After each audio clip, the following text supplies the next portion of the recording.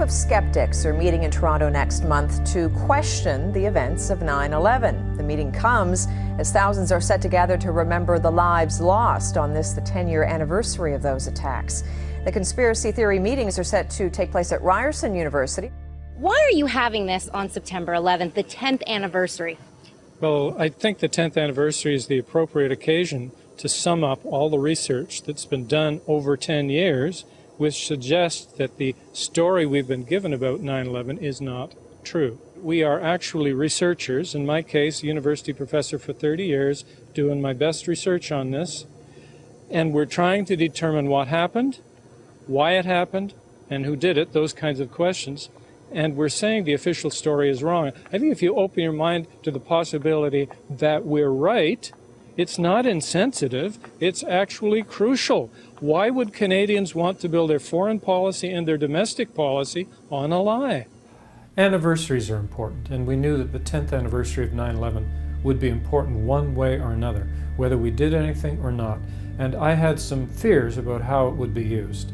It would be used to promote myth and lie and deception. It might be used to reinvigorate the flagging war on terror. There's always Syria, there's always Iran, and so on left to go. But there's another way that it also could be used that I worried about, and that is to put the whole thing to bed, so to speak, to say this is now part of history. This is not the present anymore, this is the past. And because it's the past, it'll be in the history books and the kids will read it. That is the official narrative, the lie about 9/11. And I thought, in order to try and prevent that, we've got to have an event on the 10th anniversary which will say, this isn't over, this is just beginning. This is just beginning. The events of 9/11 have served as a cause or pretext for two major wars, producing incalculable suffering in Iraq and Afghanistan, and increasing instability throughout the Middle East. 24 Canadians were among the direct victims of the 9/11 attacks. 6 times that number of Canadian soldiers have died in Afghanistan in the longest running of the 9/11 wars. And the kettling and mass arrests of more than 1,000 peaceful demonstrators at last year's G20 protests in Toronto, while the police made no attempt to interfere with the actions of a disorderly minority, was one sign of the extent to which civil liberties have declined in post-9/11 Canada. The importance of 9/11 as a historic turning point, then, is not in doubt. But much of what happened on that day, in the period leading up to it, and in its immediate aftermath, remains in doubt, in terms most particularly of the agencies and causalities involved in that sequence of events. Our 4-day hearings, then, will thus have a quasi-judicial structure. The presentations of the expert witnesses will be evidence-based rather than speculative. The methodologies involved, whether those of the physical or the social sciences, will be rigorous, and the information that the witnesses present will receive a further critical sifting at the hands of the panelists, both in the questions they put to witnesses and also subsequently in their final report. The hearings are not a new investigation in themselves. The hearings will provide a succinct summary of the strongest evidence that a new investigation is immediately warranted and that the international community cannot abdicate this responsibility any longer. Instead of convening a traditional jury panel, we decided to gather together an international panel of prominent individuals who have agreed to do what governments and major media outlets around the world have so far refused to do: look at the evidence objectively and decide whether it deserves wider attention. In selecting panelists, we looked for 2 qualifications in an individual: someone who is 1, highly credible, and 2, open to objectively assessing the evidence. Ferdinando Imposamato is the honorary president of the Supreme Court of Italy. As a former senior investigative judge, he presided over major terrorism-related cases, including political assassination. A former senator who served on the Anti-Mafia Commission in 3 administrations, a former legal consultant to the United Nations on drug trafficking, and the author or co-author of 7 books on international terrorism, state corruption, and related matters.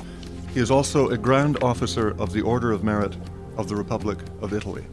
Herbert Jenkins, a professor emeritus of psychology at McMaster University, worked in major research laboratories before coming to McMaster in 1963, an influential figure both in the psychology of learning and judgment, and also in the development of new forms of interdisciplinary curricula that have been widely imitated in other Canadian universities. He was awarded an honorary doctorate by McMaster University in 2009 in recognition of his impact in both fields. David Johnson is a professor emeritus of urban and regional planning at the University of Tennessee. A fellow of the American Institute of Certified Planners, he served on the staffs of the Boston Redevelopment Authority, the Washington National Capital Planning Commission, and the Regional Plan Association of New York. A former chair of the planning departments at Syracuse University and at Ball State University, he is also a past president of the Fulbright Association of the United States. Richard B. Lee, our fourth panelist, is a distinguished professor emeritus of anthropology at the University of Toronto, a fellow of the Royal Society of Canada, a foreign honorary member of the American Academy of Arts and Sciences, and a foreign associate of the National Academy of Sciences. He has served as president of the Canadian Anthropology Society and the Canadian Ethnology Society, and holds honorary doctorates from the University of Fairbanks, Alaska, and the University of Guelph. Over the course of 4 days, the panel will listen to evidence that has been collected over the last 10 years that contradicts the official government version of events. Each witness will present an opening statement and then answer questions posed by the panel. The panel has been given considerable latitude in the subject and nature of the questions they may ask, and we expect the witnesses to answer every question to the best of their knowledge. After the hearings have adjourned on the fourth day, the panel will reconvene over the following weeks and months and make a decision on which aspects, if any, of the evidence presented deserves further investigation by governments with subpoena and political power. The panel will then publish a final report, which I will help draft and edit, setting forth a recitation of the evidence presented and the panel's conclusions regarding the strength of the evidence and recommendations on how to proceed. Thank you for continuing on the path to seeking the truth on this 10th anniversary of 9/11 and for inviting me to speak to you. My name is Laurie Van Auken. On September 11, 2001, my husband Kenneth went to work at Cantor Fitzgerald in the North Tower of the World Trade Center. Ken was on the 105th floor of Tower 1 when American Airlines Flight 11 hit his building. Soon we would learn that there would be only a congressional investigation and only into the intelligence failures that led to 9/11. But by then we knew that every governmental agency had failed us on September 11th. NORAD, the FAA, the DOJ, in addition to the FBI, CIA, and NSA. We wanted an investigation into all of the actions and failures that had led to the deaths of our loved ones and so many others on that horrible September day. The four of us, Mindy Kleinberg, Patty Casaza, Kristen Breitweiser, and I, became the September 11th advocates. Soon, other victims' family members from other states began referring to us as the Jersey Girls. We wanted 2 years for the investigation, but got only 18 months. Initially, only $3 million was allotted compared with $50 million allotted to investigating the Challenger explosion. We wanted subpoena power for each commissioner, but with pressure from the Bush-Cheney White House, there was an agreement made that would allow subpoena power only if the chair and vice chair, or at least 6 commissioners, voted for it. The first commission hearing was in March of 2003. Unbeknownst to us, our real work was just beginning. As watchdogs of the commission, the next 2 years of our lives were exhausting and exasperating as we battled the White House, Congress, the commission's executive director, Philip Zelikow, and at various times both with and against the 9/11 commissioners themselves on the various issues that arose. We fought along with the commissioners to get more money for the commission, to get an extension of time, to get access to important White House documents, and to get Condoleezza Rice to testify. We battled against the commissioners, trying to get them to subpoena recalcitrant witnesses and agencies, and were outraged when we learned they were using minders in interviews. We tried in vain to get them to fire their conflict-laden executive director, Philip Zelikow, and fought against allowing Bush and Cheney to testify together in a void with no transcript and no press. The 9/11 families, or at least some of us, were hoping for a real investigation with scholars and experts in the appropriate fields and evidence to back up the work. We had wanted true independence from politics. We had fought so hard to get this commission and did not want someone who clearly had huge conflicts of interest to be running the investigation. But unfortunately, that's what we got. 10 years after the 9/11 attacks, the old questions still linger and new ones have arisen. A real investigation into 9/11 has never been done. This is incredible considering the direction that we have taken as a country. The passing of the Patriot Act, entering 2 wars, and our entire foreign policy has all been based on the official account of 9/11. The proper place for the 9/11 proceedings would be a courtroom with subpoena power, rules for swearing in witnesses, and established protocols for handling questioning, cross-examination, and evidence. And ultimately, one would hope, real accountability for the actions that led to the deaths of so many. I represent 1,550 architects and engineers who are calling for a real investigation into the destruction of the 3 World Trade Center high-rises on 9/11. We are gathering together to demand a real investigation that accounts for all of this evidence, that uses the scientific method relative to its examination, that uses immunity to bring forth witnesses, and takes testimony under oath. That'll be a real investigation. We don't know who is capable of performing that yet. That's beyond our area of expertise. But we hope the Toronto hearings will aid us toward that end. Building 7, which was across the street from the main towers, also collapsed and provided us with the first example that we recognized of a building collapsing as a result of fire. Up until 9/11, we had never had a collapse of a protected steel building. But we've now had one. We now need to look and see what occurred. Fire is an organic process. It moves through a building every 20 minutes or so. Burns out one area, looking for fresh new fuel sources. So when a building falls due to fire, and by the way, you'll note that never before in the history of skyscrapers have we lost one due to fire, but say in a wood frame building, the building will begin to fall over asymmetrically, not straight down through the path of what was the greatest resistance. We have over 100 examples of very hot, large, and long-lasting fires in steel frame skyscrapers. Not one of them has ever collapsed. For instance, the 6-hour fire over 5 floors in New York. In LA, 3.5 hours over 5 floors. In Philadelphia, 18 hours over 8 floors. And in Caracas, Venezuela, 17 hours over 26 floors. Not one of these has ever collapsed. Now, here is some mid-rise buildings that have collapsed due to earthquakes in this case. We have the building falling over to the path of least resistance. It's a chaotic process. Note that you can see at the bottom on the ground what was a building. It's recognizable as a building. The structural steel components have not dismembered from each other. The concrete is not pulverized to powder. This is really important because when we look at the 3 high-rises on 9/11, we see something quite different. Prepare yourself. These buildings were blown up with explosions. There's thick, billowing, enormous clouds of pyroclastic-like smoke with suspended solids from the pulverized building materials and concrete. Let's take a look at controlled demolitions where explosions can be harnessed quite efficiently.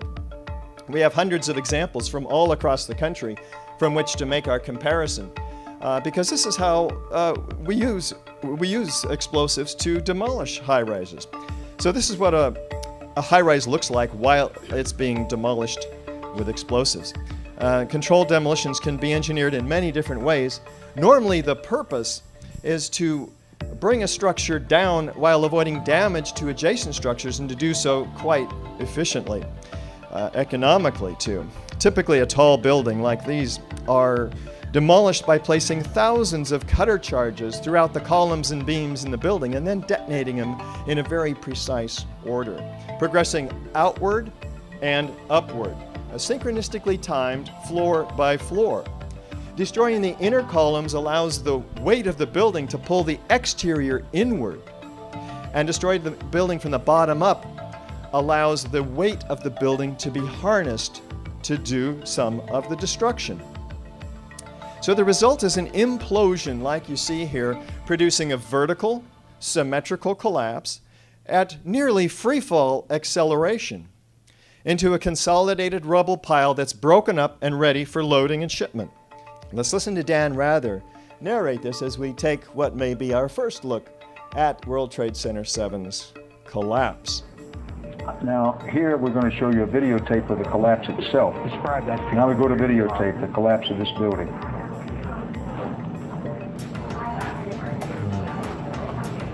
It's amazing. Amazing, incredible, pick your word. For the third time today, it's reminiscent of those pictures we've all seen too much on television before, when a building was deliberately destroyed by well-placed dynamite to knock it down. Is there a straight-down symmetrical collapse of this building into its own footprint? Let's look from West Street.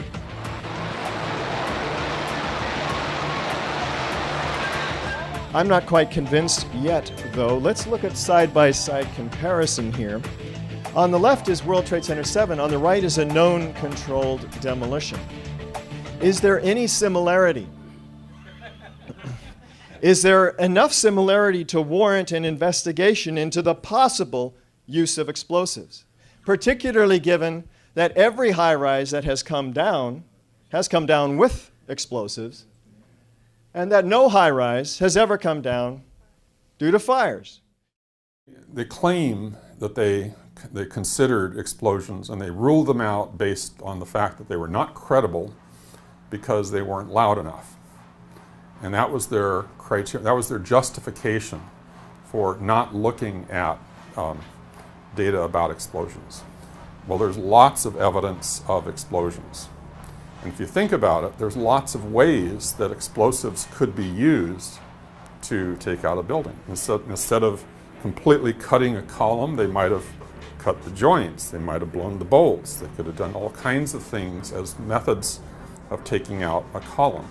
They could have used incendiaries to take out the column more slowly and weaken the building, and so any last-minute blast was just a minimal thing to do the final breakage and so forth. But there's a lot of ways that you could tailor how noisy the actual process ended up being.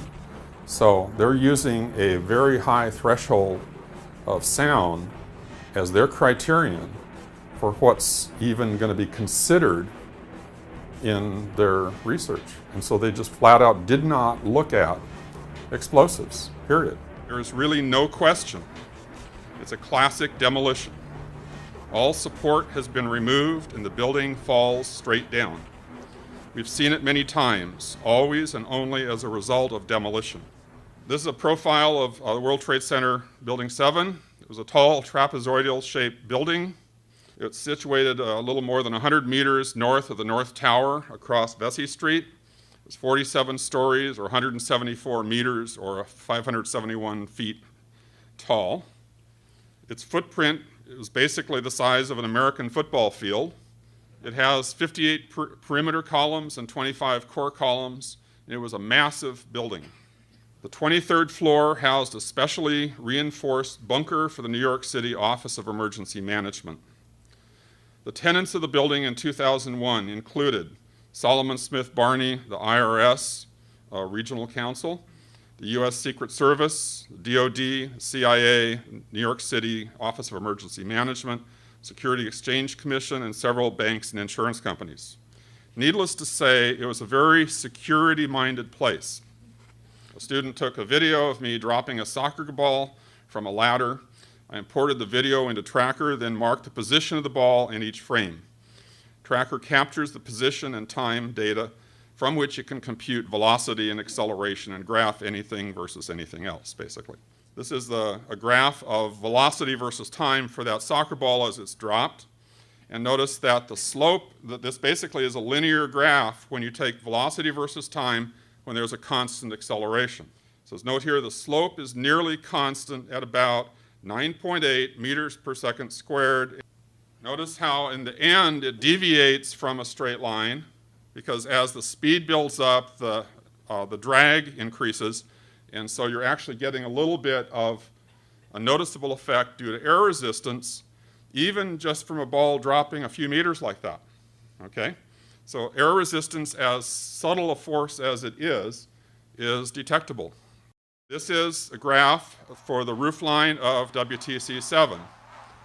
Note that for well over 2 seconds, the graph is linear, so the acceleration, similar to the soccer ball, the acceleration is constant. The slope of the linear portion of the graph is essentially equal to the acceleration of gravity within the margin of error of the measurements.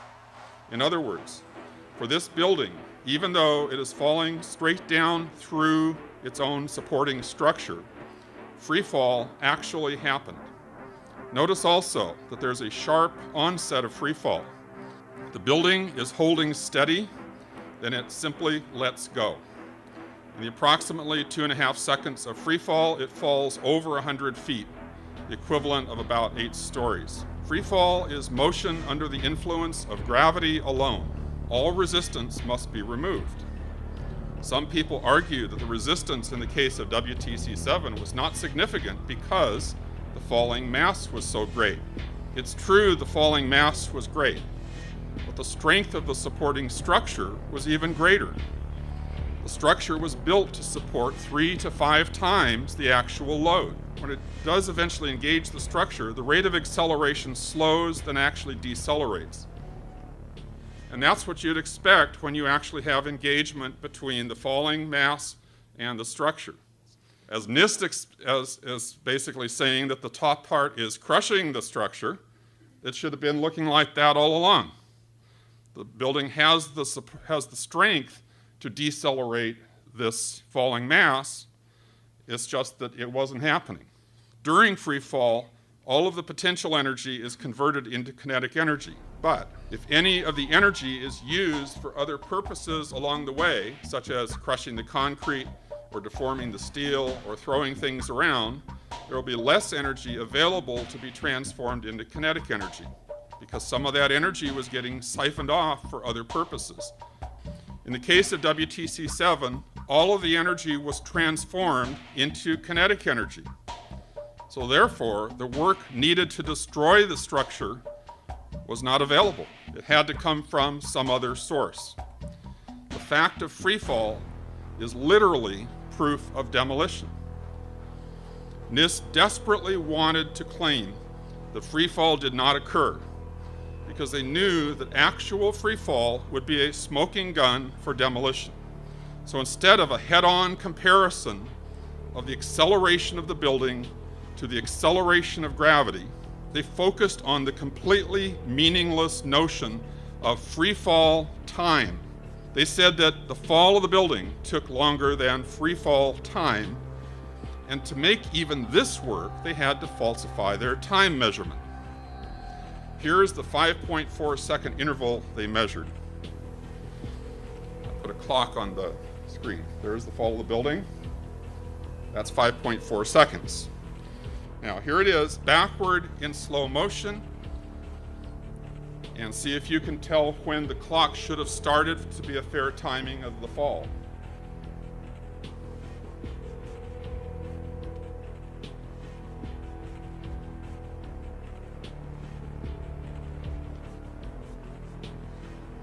That's when they started the clock.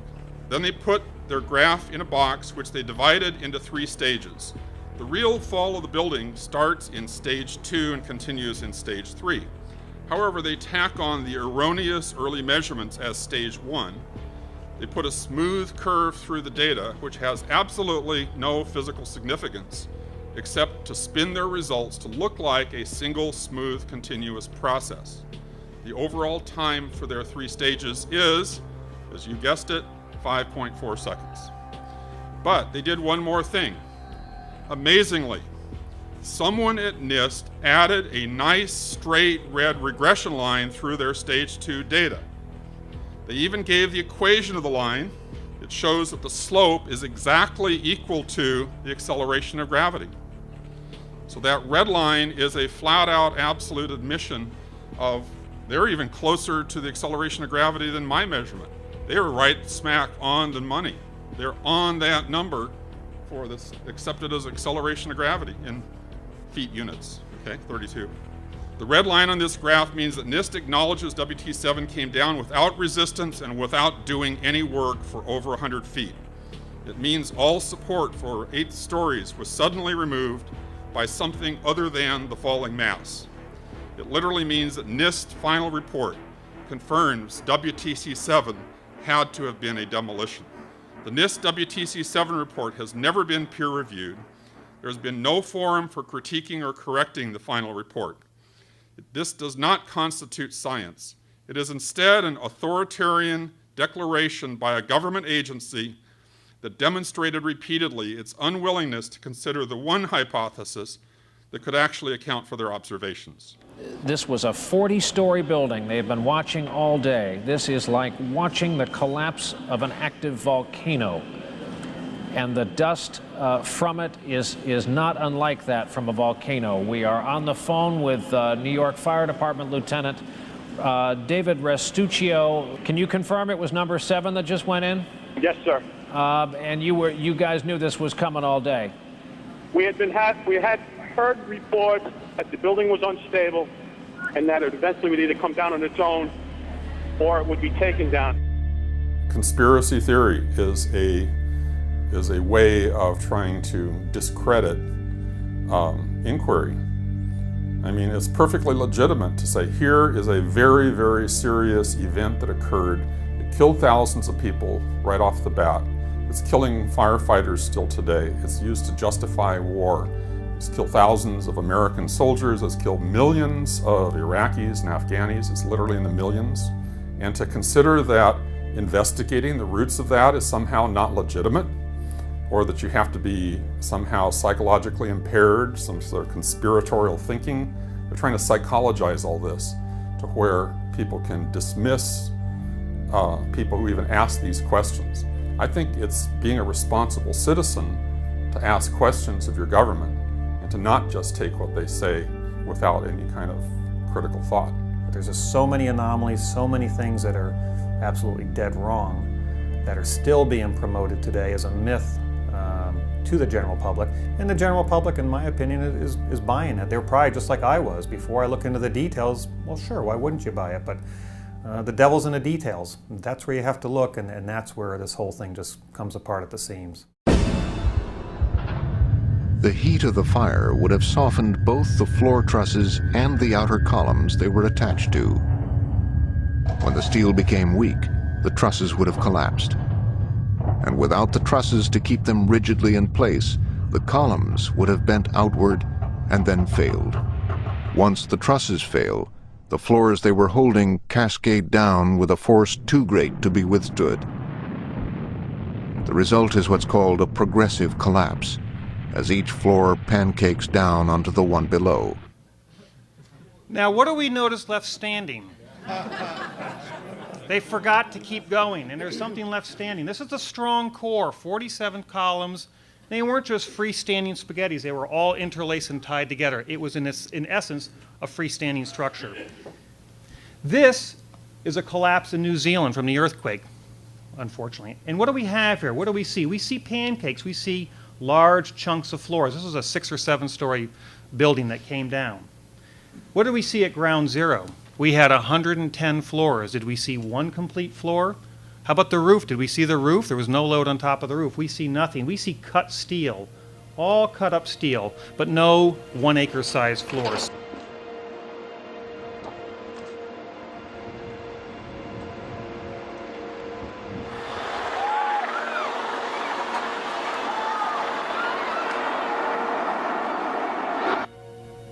This is just with a sound off, same speed, and I'm going to slow it down here. What do we see? We see them racing down one side. We see the corner still standing, coming down one side only. We don't see entire floors impacting. We see partial floors. What about this corner? Why is that still standing when this is rushed way ahead, dozens of floors ahead? Quite unusual. It doesn't match. It doesn't match what we were told. The one thing that really caught my attention in one of the videos was looking at when the North Tower was coming down, stuff being thrown out to the side, and it seemed like it was getting thrown way out to the side. And there was clearly heavy chunks of material being thrown very great distances. And I literally stopped the video, on the screen, on the television, and took out a ruler and stepped through a little bit of it and I looked up some distances off the internet for the width of the building and everything.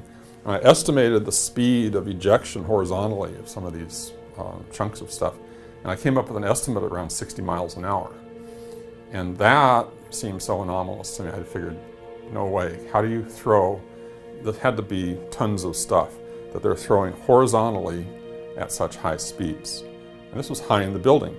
I even figured out at one point that the roof line, the building as it was coming down, by the time the roof line came down to the place where that stuff was thrown out, it was not going even 60 miles an hour then.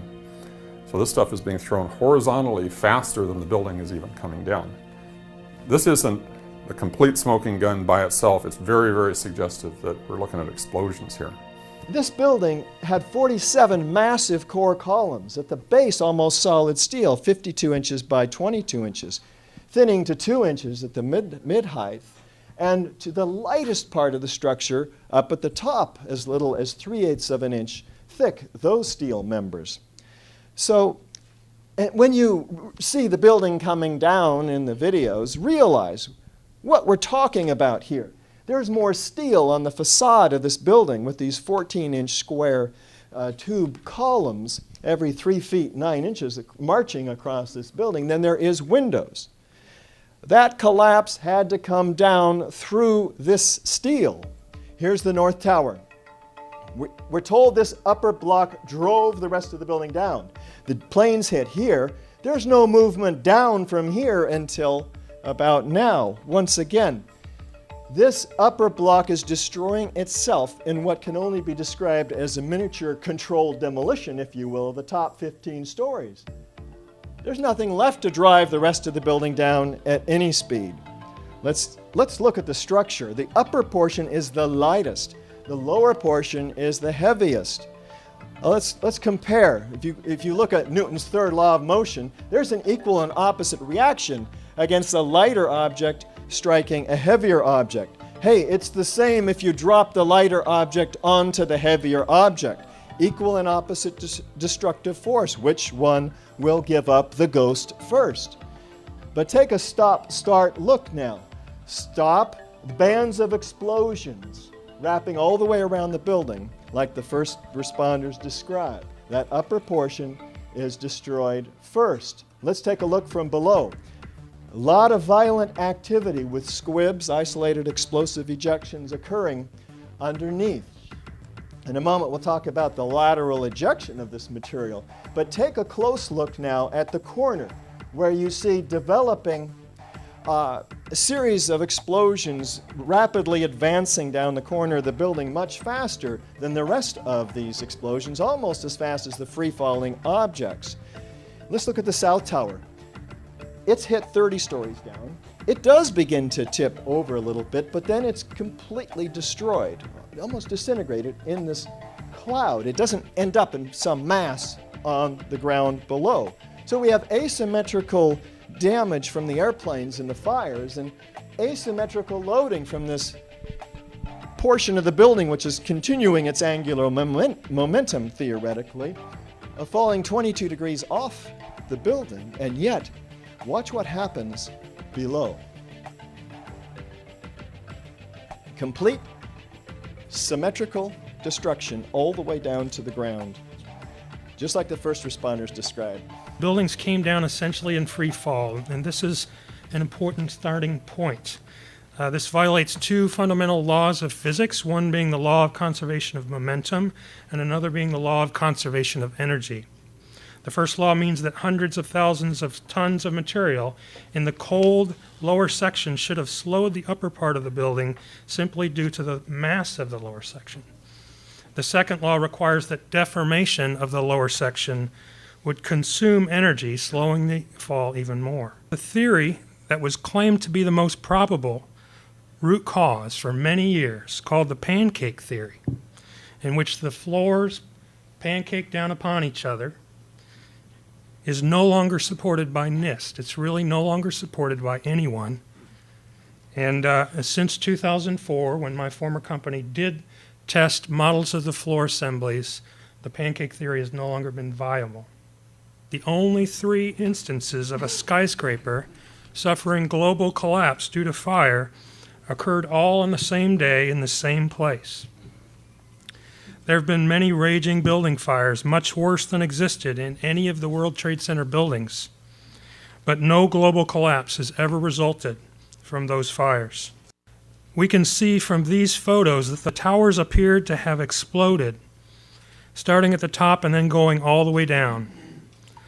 Also, high-velocity bursts of debris shot out from 10 to 30 floors below the collapsed front. At the top of each tower, the debris appeared to shoot upward and outward as much of the solid structure turned to dust. Some large steel column assemblies were shot outward for hundreds of feet. Is this what it looks like when a building is softened or weakened from fire? NIST made the point that in no instance did they report that steel in the World Trade Center towers melted due to the fires. The melting point of steel is about 1,500 degrees Celsius. Normal building fires and hydrocarbon fires generate temperatures much lower than that. NIST reported maximum upper layer air temperatures, that's air temperatures, of only about 1,000 degrees Celsius. In other words, diffuse hydrocarbon fires such as these cannot produce temperatures high enough to melt steel. Unfortunately, many prominent media and political figures have suggested that very thing and continue to do so. The fire resistance of tall buildings like those at the World Trade Center is ensured through testing of samples prior to construction. My former employer, Underwriters Laboratories, tested and certified the fireproofing used in the World Trade Center towers, as seen in this quote from the company that manufactured the fireproofing. UL tested the steel components used in the World Trade Center towers to meet the 1968 New York City Fire Code. That meant that the column assemblies had to withstand 3 hours of intense fire, and the floor assemblies had to withstand 2 hours of intense fire in a test furnace. And of course, the biggest problem with this is that one of the towers failed in 56 minutes. Here's the fellow that told me about this testing, Loring Knobloch, who was the CEO when I worked there. He later wrote to me and a few others saying, "We tested the steel with all the required fireproofing on it, and it did beautifully. As we do not do follow-up service on this kind of product, we can give only an opinion on the test sample, which was indeed properly coated, and we tested the code requirements, and the steel clearly met those requirements and exceeded them." And as I said, UL later participated in the NIST World Trade Center investigation, which was a clear conflict of interest. Here's a photo of one of those floor assemblies after the standard method ASTM E119 was performed. During this test, it was held in a furnace at a temperature over 1,000 degrees Celsius for a period of 2 hours. You can see the slight effect. The midsections of the assembly sagged a few inches, but the frame was not damaged and the floor held its load without failure. The weight loaded was twice as great as what was known to have existed in the World Trade Center. These experiments were performed on 4 separate floor models, all of which had less fireproofing than was known to have existed in the World Trade Center on September 11th. Even within NIST computer models, the sagging and pulling effects that NIST explanation depends on were not seen. NIST was simply not able to demonstrate this critical pull-in effect. Physical tests were not done, although that would have been decisive. The computer models did not indicate these forces either. And as a result, NIST made some fraudulent changes to the scenario. All the fireproofing was stripped off a large section of the computer-modeled building, and exaggerated temperatures were applied for twice as long as NIST had said occurred in the failure zones. That is, they applied exaggerated temperatures for 90 minutes instead of 45 minutes. But even then, the pull-in forces were not created in the computer. So NIST did something completely paradoxical. It disconnected the floors before applying an imaginary pull-in force. This is the opposite of science. This is not anywhere near science. No physical test done. The computer models did not give them the answer they want, so they do something completely fraudulent, which is exactly what they did. The National Institute of Standards and Technology, who was tasked with explaining these 3 collapses and who fabricated computer models with falsified input data that they will not give us the access to verify their results, claiming that it would jeopardize public safety were they to release this information to the architects and engineers who are responsible for high-rise safety. This is NIST's computer model. Compare it to reality. What do you see? I'll point out about 6 things that I see. First of all, it stops 2 seconds into the overall collapse. Why? Well, as you can see, it begins to tip over. Had they gone, they can't even get their own computer models to reflect the straight down symmetrical collapse of an engineered patterned set of explosives. And you can see massive bulging and indentation at the bottom, which is not reflected at all in the perimeter steel frame skeleton of the building. What else do you see? We have a massive set of failures of connections of structural steel framing that amounts to a rate of about 400 per second failing, beginning here, and look, almost instantly all the way up the building. Structural engineers will tell you that an isolated failure in a structural steel system cannot cause an instantaneous set of failures vertically throughout the building. And then NIST claims, well, then that travels laterally, but they don't even show us that. But forget that.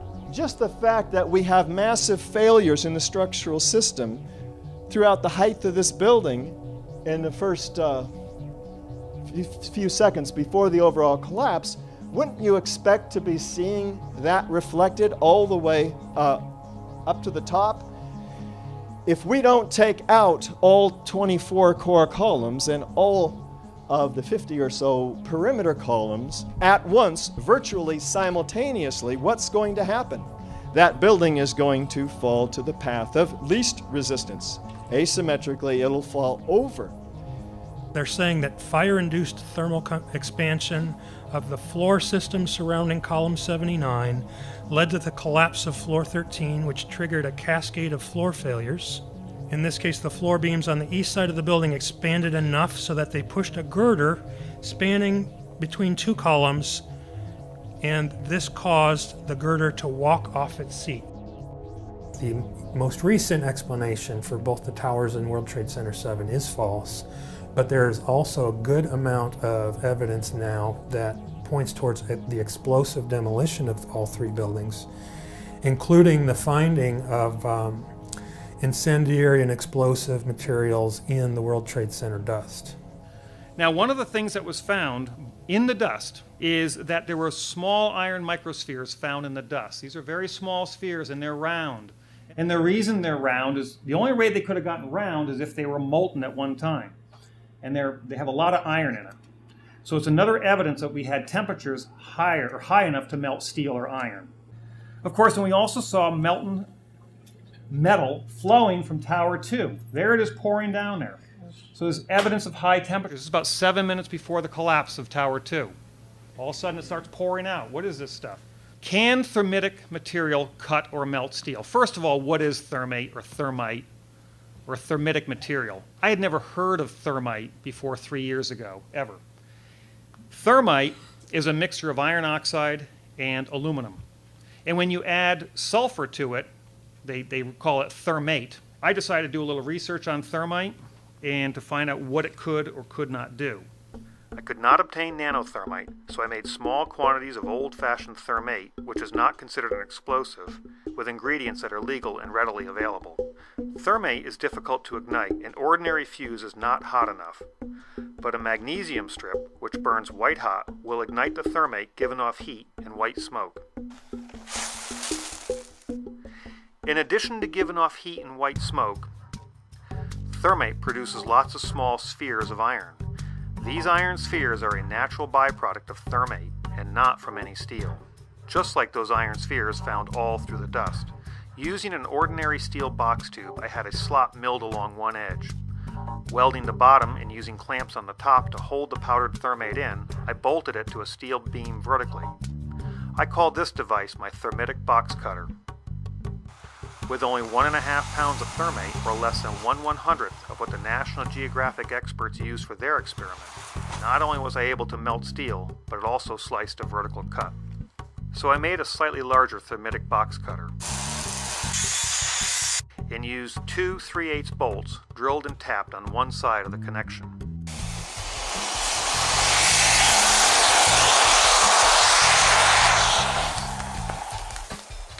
It only took a slight twist to break it completely off.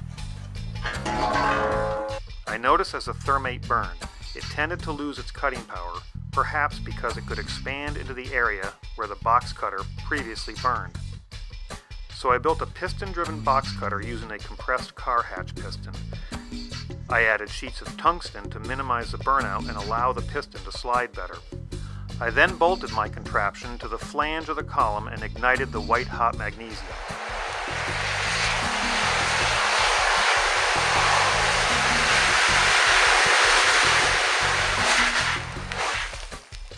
It appears that not only can thermate melt steel, but it can also cut vertical column.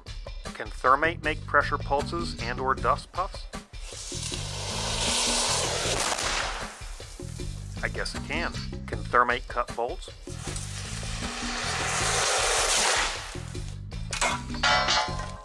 I guess it can. Can thermate be configured to cut just the bolt head? I guess it can, and without any evidence on the other side.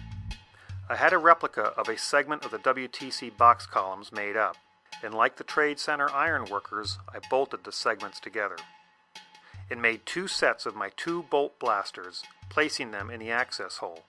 Let's listen to another eyewitness. It sounded like gunfire, bang, bang, bang, bang, bang, and then all of a sudden, 3 big explosions.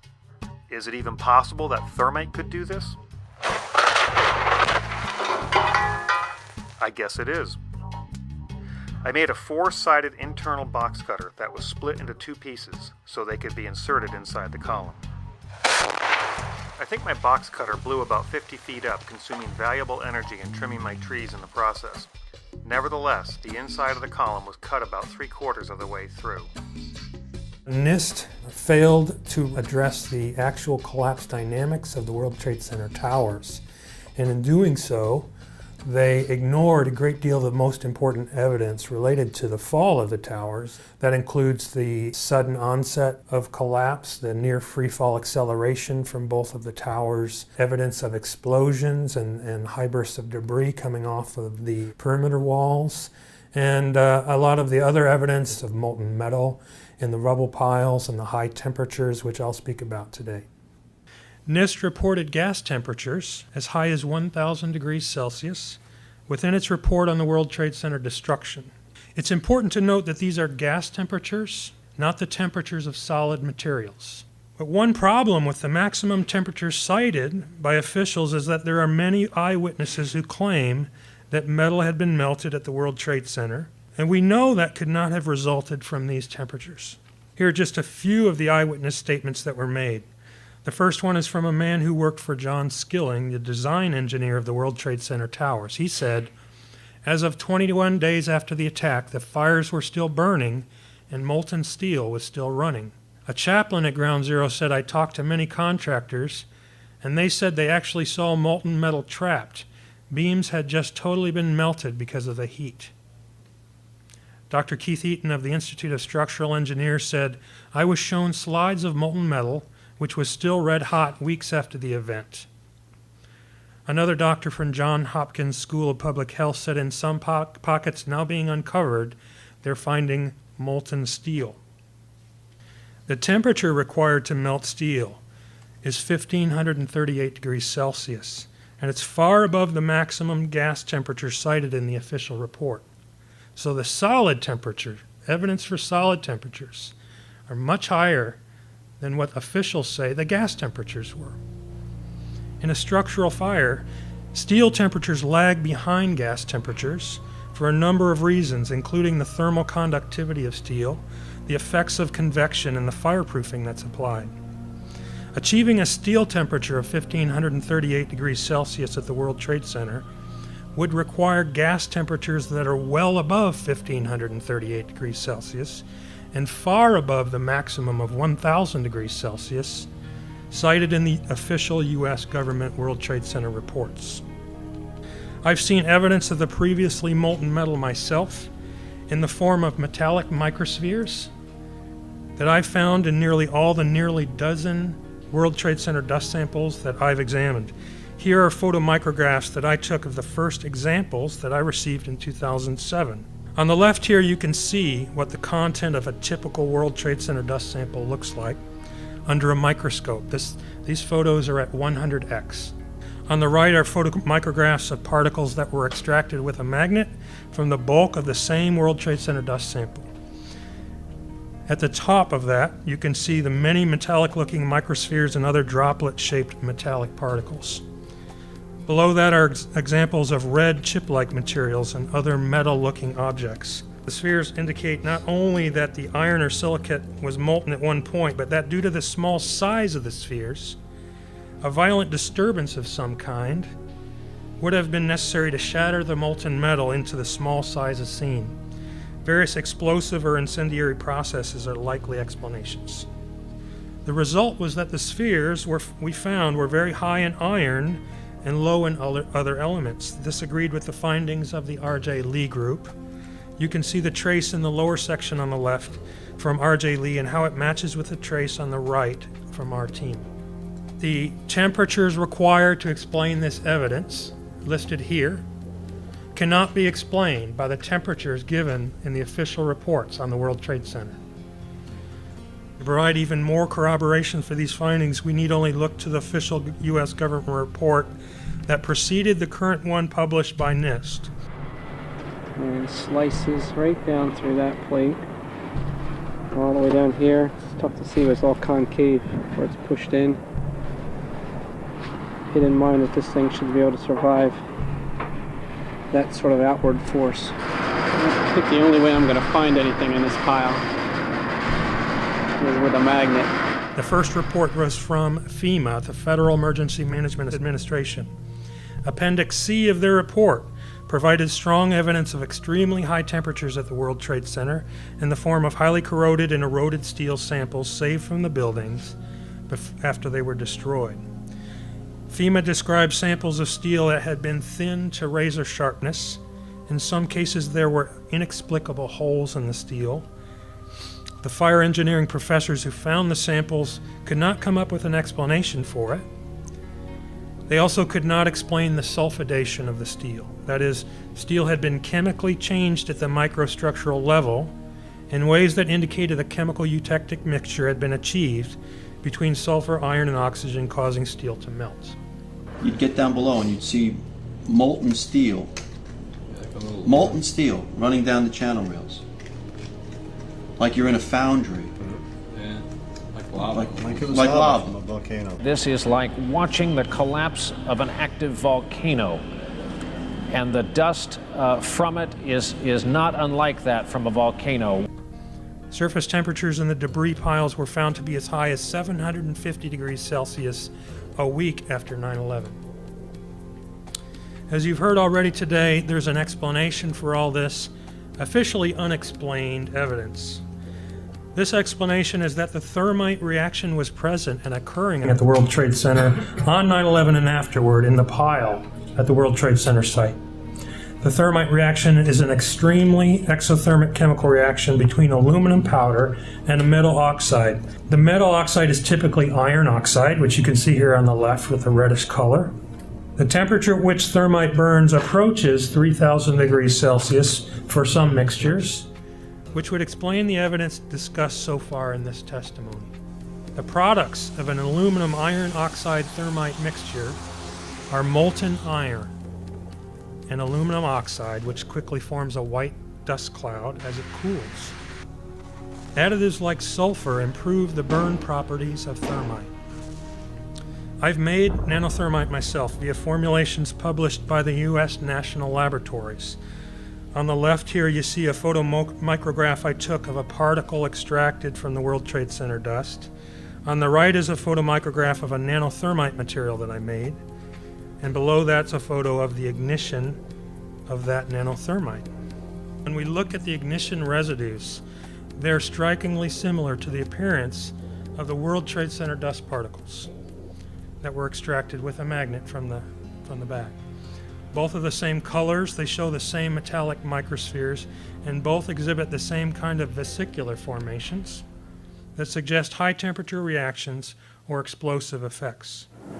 This must have been ground zero where this thing blew up. Car after car after car, buses, completely obliterated and burned straight down to the steel. This is the destruction of the South Tower of the World Trade Center, viewed from a helicopter to the south.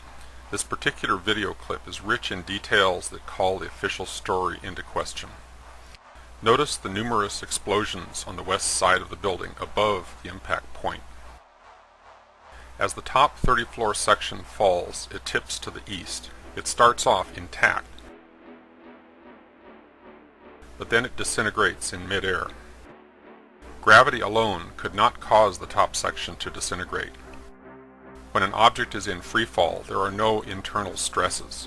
It should have hit the ground in one piece, but it didn't. Some of the debris is clearly being accelerated by forces other than gravity. These effects can be caused by late firing explosives, which can produce a white smoke trail. White smoke, consisting of aluminum oxide, is a byproduct of the thermite reaction. While producing this video, I ran across one rocket projectile I had not seen commented on before. This one stopped mid-air and changed directions. Even taking perspective effects into account, this projectile lost one component of momentum and gained another. That requires an impulse. Note that the rocket trail does not point back to the building, but the point where the impulse occurred. Let's take it from the top. There's a lot going on. Watch for the smoking guns. Up until this point, I thought all the white dust coming out of the towers was crushed wallboard. There was plenty of wallboard and it's white. But this is not what wallboard would look like if you crush it and throw it out the window. These are rocket trails. It goes out like this and then it changes direction 90 degrees. And it still tracks a white smoke trail afterwards. What are we looking at here? This is rocket fuel. This is outrageous. And when I saw this first time, I said, that could be our red grade chips. I was asked to join this team of scientists investigating these red grade chips, and the work eventually ended up in a publication on April 3rd of 2009. The paper is based on 4 samples. Janet McKinley's sample is on the corner of the World Trade Center Square Plaza, and the other one here is from the Brooklyn Bridge. Sample number 3 and sample number 4 is a little north of that. In all 4 samples, we found these red grade chips. These are the 4 samples, A, B, C, and D. When you heat these chips up, they react. We think that there is a pretty good resemblance between this chip, which has been ignited in the laboratory, and this chip, which has been found in the World Trade Center dust. Incendiaries, which act by means of heat, they must by necessity be thermitic. And this is what we observed: molten iron in the rubble, molten iron coming out of the South Tower, and these iron spheres being formed, unambiguously indicating that thermite must have been there one way or the other. 60 to 70,000 of people were exposed to the dust for an extended period of time. And they looked into the lung tissue on World Trade Center responders. The picture to the left here is from a lung tissue, and they found some thread-like tubular structures in 4 out of 7 patients which were ill, in numbers ranging from 11,000 to 230,000 per gram wet tissue. This is the same material which they found also in the World Trade Center dust. Formation of carbon nanotubes requires 3 conditions must be fulfilled. You must have very high temperatures, and you must have a source of carbon atoms, which means an organic chemical present, and you must have a metal catalyst, among which iron happens to be one of the best. This means that ignition of the nanothermite should be ideal circumstances for formation of nanotubes. This is a picture from the patients, the Mount Sinai study. This is what we find as a product of the nanothermite reaction. We could prove that your story is false.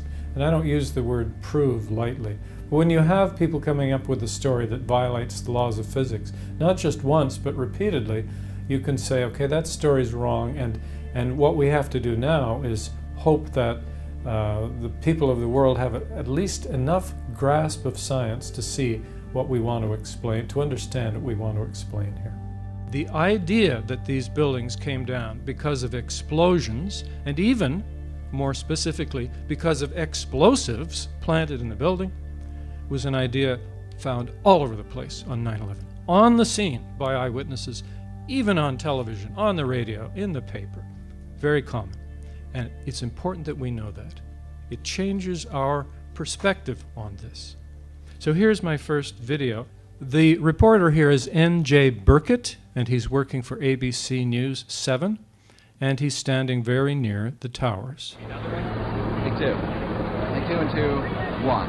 This is as close as we can get to the base of the World Trade Center. You can see the firemen assembled here, the police officers, FBI agents. The towers, a huge explosion now raining debris on all of us. So this man had to pick up, he and his companion had to pick up the camera and run for their lives. And I don't see any evidence that Mr. Burkett had a particular conspiratorial frame of mind. And he certainly didn't come around after the event. This is his spontaneous judgment, standing in a place of great danger. He says, before the material even hits the ground, a huge explosion now, raining debris on all of us. We better get out of the way. And he runs. And just so you know, he also had to run for his life when the North Tower came down a little bit later. And he described that as a blast. So here we have some people who are off screen in, I assume, their apartment or condo in New York City, watching and filming, in this case, the North Tower in the distance, and we can hear them talking in the background. And it's particularly the man who talks here that I want you to listen to. I assume it's Matthew Shapoff. Walking and I had my shoes on and I was about to go out the door, I would have been walking around when this happened. Oh my God! That was a bomb that did that. Oh God, look at that! That was a fucking bomb that did that. There's no goddamn way that could have happened. Again, this gentleman didn't come along after the scene. He made his judgment as the North Tower came down, and he made it just as the debris was beginning to hit the ground.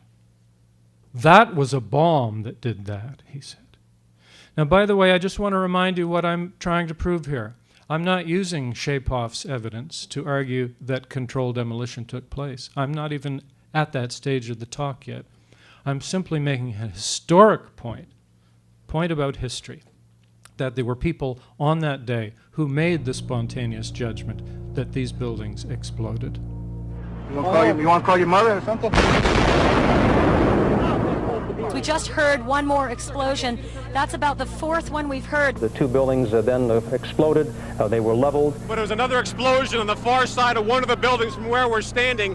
The reverberation and another explosion on the right-hand side. There seemed to be another explosion, and also on the right-hand side. There was also another explosion. We're not sure if that was extra reverberation from what happened at the World Trade Center, or if that was an added explosion. All of a sudden, there was a roll, an explosion, and we could see coming at us a ball of flame stories high. It was blown up. The World Financial Center was blown up. It was an explosion. We was in the lobby and the third explosion, the whole lobby collapsed on us. Is that a secondary explosion? Yes, it was. That was Yeah, definitely a secondary explosion. Because we was inside waiting to go upstairs. And on the way upstairs, the whole fucking plane blew. It was like 3 explosions after that. We came in after the fire. We came when the fire was going on already. We was in the staging area inside the building, waiting to go upstairs. Then it exploded. Then the whole lobby collapsed on the lobby inside.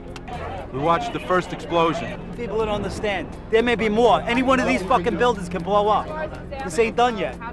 You're in the building trying to help people, and it's exploding on you inside the building. So I don't think it could get any worse than this. We were in the lobby gathering to go up and start doing a search on the upper floors. As we were getting our gear on and making our way to the stairway, there was a heavy-duty explosion. Yeah, that did look like there was an explosion as it went down. It went up. There was an explosion. We were on the support floor, which is a basement. Guy came in running. All his skin was out of his body.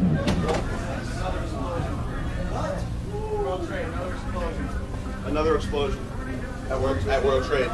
It looked like there was a whole bunch of explosions at the bottom, like windows and shit fell out, and the top fell to the right, and the bottom fell to the left. Tower 1 just came down, the whole side of it just collapsed, like it was a bomb inside of it, this whole thing just imploded, like just came down. I don't know whether it's another explosion or a portion of the building falling away, but something major just happened at that building.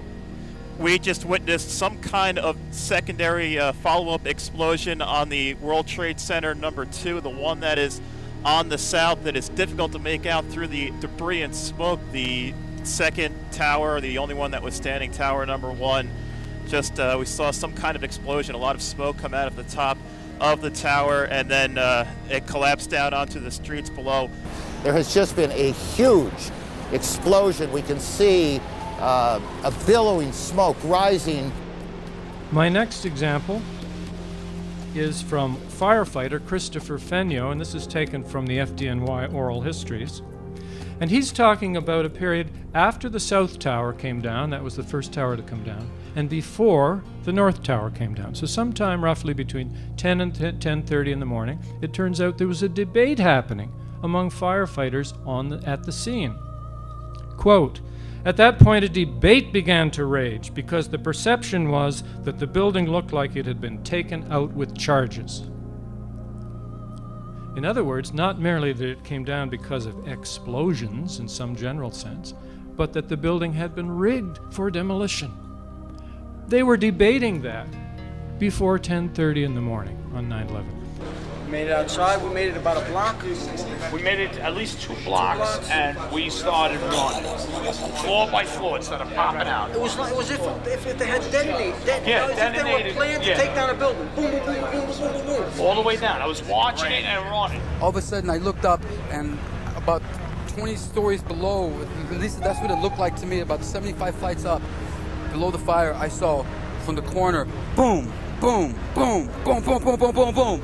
Just like 20 straight hits, just went down, and then I just saw the whole building just went, and as the bombs were going, people just started running, and I sat there and watched a few of them explode, and then I just turned around, and I just started running for my life, because at that point, the World Trade Center was coming right down, right above us. This is very good eyewitness testimony. This, as far as I can tell, this footage is entirely independent from the Nade brothers film. That means this gentleman, Paul Lemos, did not see the firefighters, and they did not see him. And here they are independently on the day itself, and we know it's the day itself. We can see Building 7 in the background during Paul Lemos' testimony. The same gesture. Boom, boom, boom, boom, boom. Here's what he says. And by the way, this man doesn't guard himself. The firefighters don't go so far as to say they were explosions. They just say they looked like them. He doesn't guard himself. All of a sudden, I looked up, and about 20 stories below the fire, I saw from the corner, he's talking about the North Tower, the same building that the 2 firefighters were talking about. I saw from the corner, boom, boom, boom, boom, boom, boom, boom, boom, boom, just like 20 straight hits, just went down. And then I just saw the whole building just went, phew. And as the bombs were going, people just started running. And I sat there and watched a few of them explode. And then I just turned around and I just started running for my life, because at that point the World Trade Center was coming right down. The fire trucks that were there originally were on fire. Windows were blown out. Cars were exploding. There's big holes in the side of buildings that the explosion fired out to. They told me afterwards it wasn't explosions. I was talking to one of the architects that they pulled in, because he was talking to me about it. He said, "What did you see?" I said, "I saw the fire, and when I looked up, I saw around the 70, because the fire was on the 96th floor. So I looked down, and it happened probably 70, 75, I can't be specific. I looked, and I could see the corner, and it just started going pop. It just started going boom, boom, boom, boom, boom. And he goes, "How fast?" I go, "Like firecrackers." Now, there's no evidence that Paul Lemos was ready to give up what he believed he thought he saw. But already on 9/11, on the scene, he's being told what he didn't perceive. There is no way at that point that anyone could have claimed to know scientifically that this man had not perceived explosions. Hadn't studied the rubble, the physical residue, hadn't done a comprehensive study of video or still footage, hadn't done a comprehensive investigation of eyewitnesses. How on earth could he make that judgment? But there's more.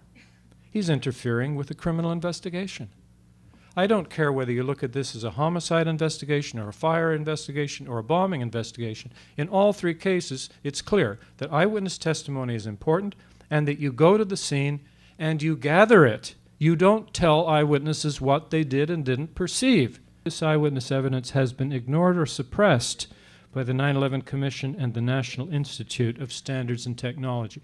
And I can be fairly brief here, because if we ask how many references there are to eyewitness statements about explosions in the towers in the 585 pages of the 9/11 Commission, we find that there is one sentence fragment. They are discussing firefighters who were in the North Tower when the South Tower came down, and this is what they say. Those firefighters not standing near windows facing south had no way of knowing that the South Tower had collapsed. Many surmised that a bomb had exploded. That's it, in 585 pages. This implies that eyewitnesses who thought there were explosions were in the North Tower at the time the South Tower came down. In fact, most of them weren't. It also implies that they made a mistake. And they made that mistake because they had an impeded view. They weren't near a window. They couldn't see what was going on. This is grotesquely misleading. Many eyewitnesses were looking directly at the towers. And I've already showed you examples. So whether it's deliberate or not, this is an extremely inadequate and misleading way of dealing with this important testimony. If we ask about the National Institute of Standards and Technology now, which was given the specific job of figuring out why these buildings collapsed, how many references are there to eyewitnesses to explosions in the towers in the 295 pages of the final report? 0. Not one. Now you need to know that the 9/11 Commission and NIST had access to the same material that I have access to. And yet they both miss my 156 eyewitnesses to explosions, not to mention many other eyewitnesses that are not in my list. Whether that's deliberate suppression of evidence, which would be a crime, or whether it's simply massive incompetence, does not concern me today, because either way, we have an investigation that is thoroughly inadequate, and that's why we need a new one.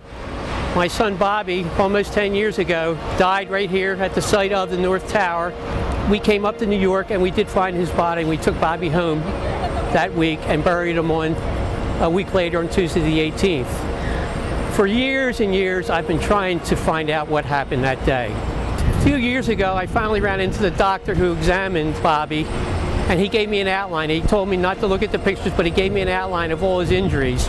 And all his injuries were in the chest and in the face. Back of him, no problem. His skull was still intact, but everything was blown off his face. He lost his arm and severe lacerations of his chest. So from what I talked to the doctor, Bobby died instantly. The bottom elevator, the glass, just flames exploded out the front of the World Trade Center. Glass flew everywhere. What happened was I was down in the basement. All of a sudden we heard a loud bang.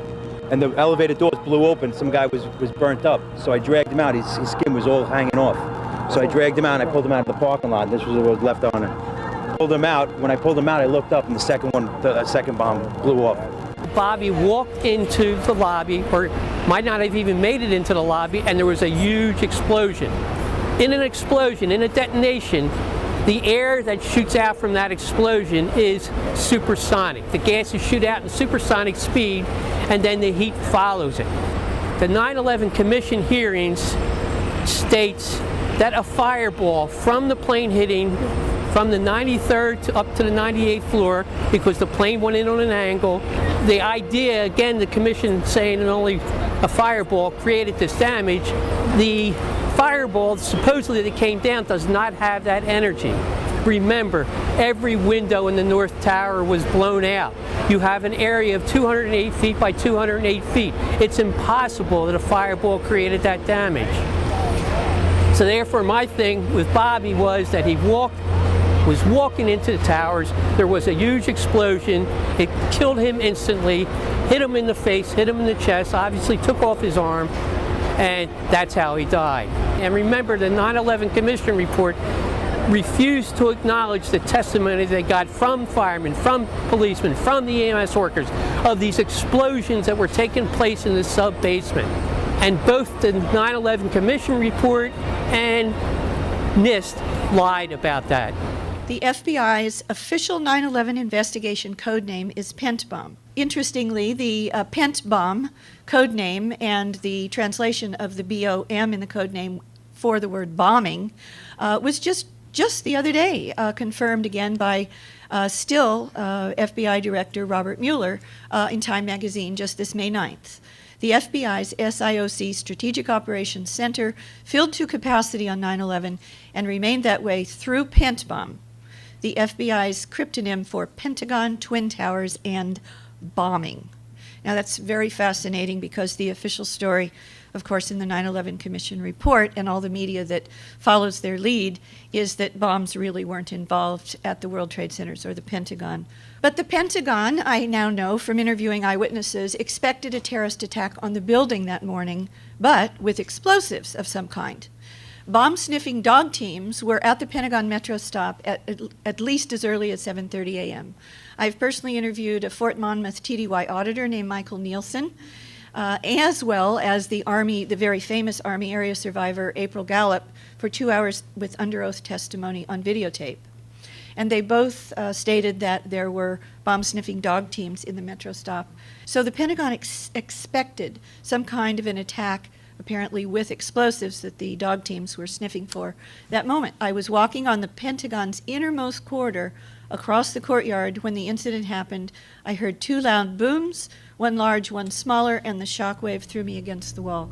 This is one of many photographs that were originally from the Department of Defense that are available on the web.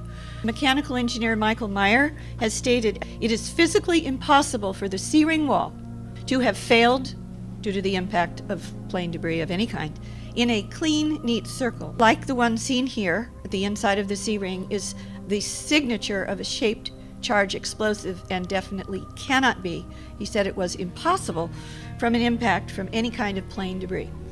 Meyer spent years in aerospace, structural design, and the design and use of shaped charge explosives. If a plane or any object, any impactor, would come in at an oblique angle, which the official story says, and goes diagonally through 3 rings, that you're not going to have a perfectly round exit hole.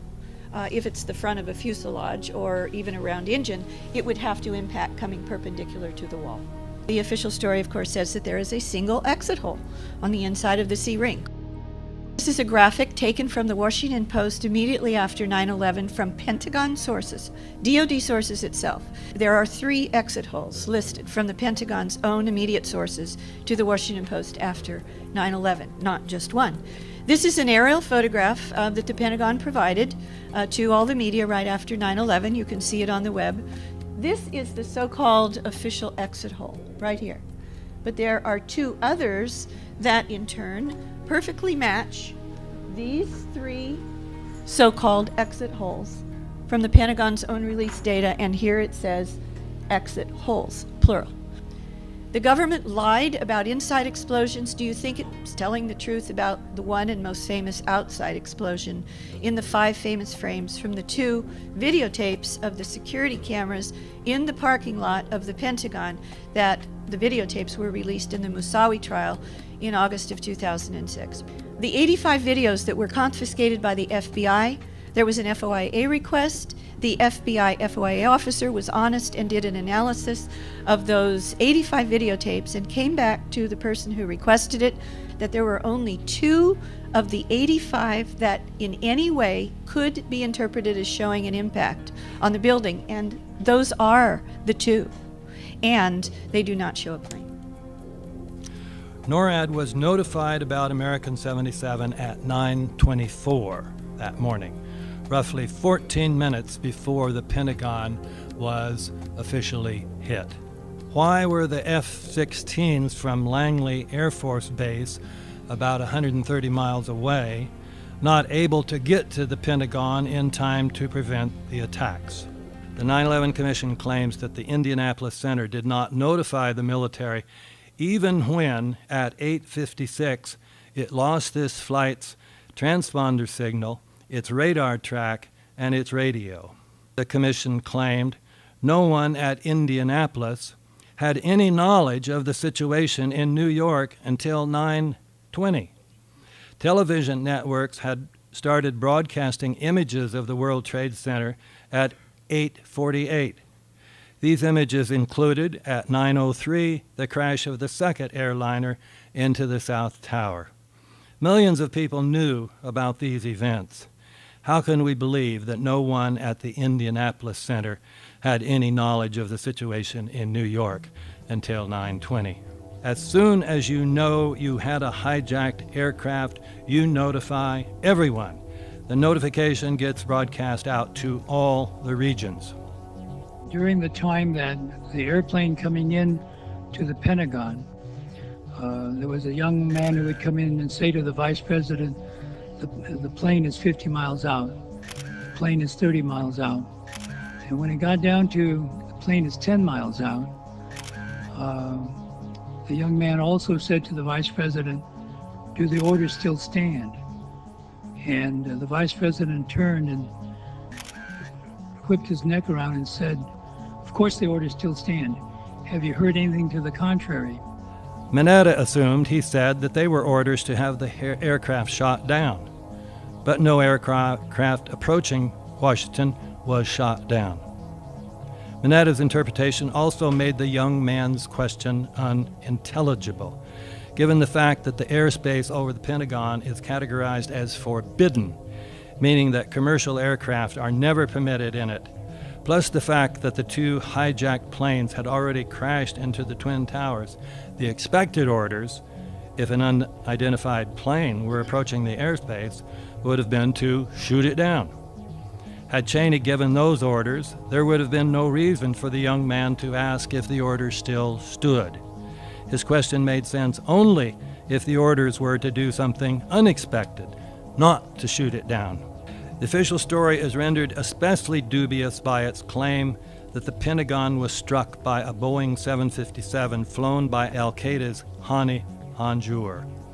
As the title of a New York Times story revealed in 2002, Hanjour, who had been taking lessons in a single-engine plane, was known as a trainee noted for incompetence, about whom an instructor said he could not fly at all. And yet on September 11, 2001, before Hanjour had been declared by authorities to have been the pilot of the plane that hit the Pentagon, a Washington Post story said, just as the plane seemed to be on a suicide mission into the White House, the unidentified pilot executed a pivot so tight that it reminded observers of a fighter jet maneuver. Aviation sources said the plane was flown with extraordinary skill. A Post story the following year stated, aviation experts concluded that the final maneuver, American Flight 77, was the work of a great talent. I have 6,000 miles of flight time in Boeing 757s and 767s, and I could not have flown it the way the path was described. If the maneuver could not have been executed by a 757 by one of America's top pilots, it could not have been executed by one of the alleged hijackers. Turning now to United Flight 93. In 2003, NORAD officials told the 9/11 Commission that the FAA reported a possible hijack of United Flight 93 at 9:16. But the 9/11 Commission in 2004 called this incorrect, saying instead, by 10:03, when United 93 crashed in Pennsylvania, there had been no mention to the military of its hijacking. Besides being unbelievable, the 9/11 Commission's claim was contradicted by many prior reports. In his 2004 book, Richard Clark said that during his White House video conference, FAA Administrator Jane Garvey reported that at about 9:35, a number of potential hijacks, which included United 93 over Pennsylvania, had occurred. This conversation occurred while both Donald Rumsfeld and General Richard Myers had been listening. Brigadier General Montague Winfield, who had taken a leadership position in the Pentagon's National Military Command Center, recalled, "We received the report from the FAA that Flight 93 had turned off its transponder, had turned, and was now heading towards Washington, D.C.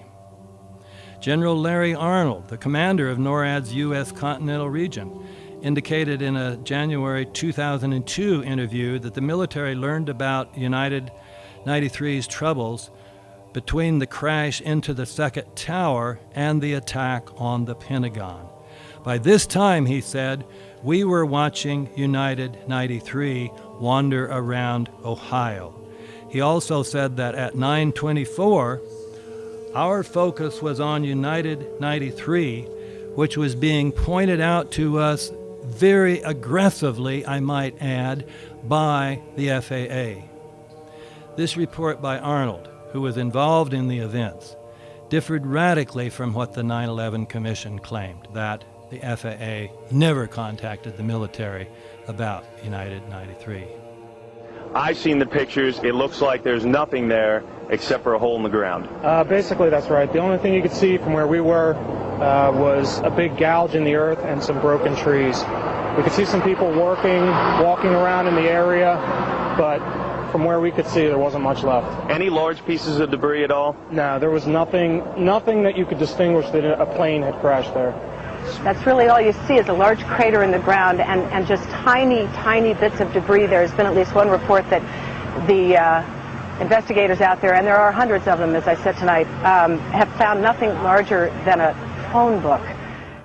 The falsity of the official story about 93 is further suggested by descriptions of the alleged crash site. One television reporter said, "There was just a big hole in the ground. All I saw was a crater filled with small, charred plane parts. Nothing that would even tell you that it was the plane. There were no suitcases, no recognizable plane parts, no body parts." A newspaper photographer said, "I didn't think I was in the right place. I was looking for something that said tall, tail, wing, plane, metal. There was nothing." Debris instead was found many miles away, and much of it was debris that could not have blown there. John Flegel, an employee at Indian Lake Marina, reported that the debris that washed ashore included pieces of seats, small chunks of melted plastic, and checks.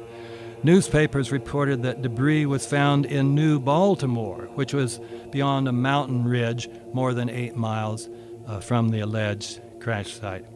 Also, although Flight 93 reportedly was carrying more than 37,000 gallons of fuel when it crashed, tests of soil and groundwater at the official crash site found no evidence of contamination. Vice President Cheney's performance on the morning of 9/11, the fact that he gave two different accounts of when he got to the PEOC, the bunker under the White House, one of them has to be false, so that he gave, whether or not he gave a true account, we know he gave a false one. Cheney and Rumsfeld were planning for the suspension of the U.S. Constitution when neither of them were in the government at all. And that is a sign, I think, of something gone very strange in this country. So that's, to me, the key area what's called continuity of government, or COG. Now, the 9/11 Commission report concedes that COG was implemented that day. There are focal points where we know that we need information that is still being withheld. So step one is to get the information out. And that's the whole battle will be won or lost there. If we win the battle to get stuff released, then I think the rest will be, it'll become clear what needs to be done after that. There was a systematic CIA pattern of withholding important information from the FBI, even when the FBI would normally be entitled to it. This pattern is a major component of the 9/11 story, because the behavior of these two eventual hijackers was so unprofessional that, without this CIA protection from the Alex Station Group, they would almost certainly have been detected and detained or deported long before they boarded Flight 77 in Washington. And so, I may add, would have been the other hijackers with whom they had been in contact.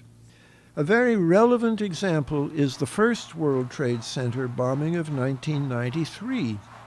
Relevant because Khalid Sheikh Mohammed, the alleged mastermind of 9/11, was one of the 1993 plotters as well. The FBI had an informant, Ahmad Salem, among the plotters, and Salem later claimed, with supporting evidence from actual tapes of his FBI debriefings, that the FBI deliberately chose not to shut down the plot. We was start already building the bomb, which is went off in the World Trade Center. It was built by supervision from the Bureau and the DA, and we was all informed about it, and we know that the bomb start to be built. By who? By your confidential informant. What a wonderful, great case.